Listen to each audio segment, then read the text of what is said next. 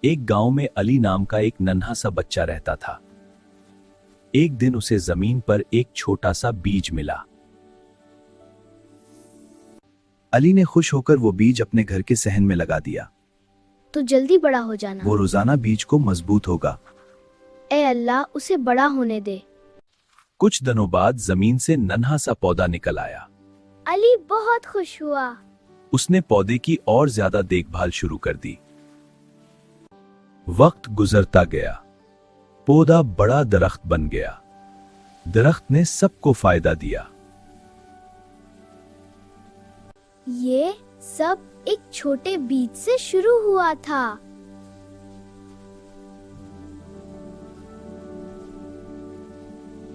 سبق: چھوٹی کوشش بھی اگر محنت اور صبر کے ساتھ کی جائے تو وہ ایک دن بڑی کامیابی بن جاتی ہے۔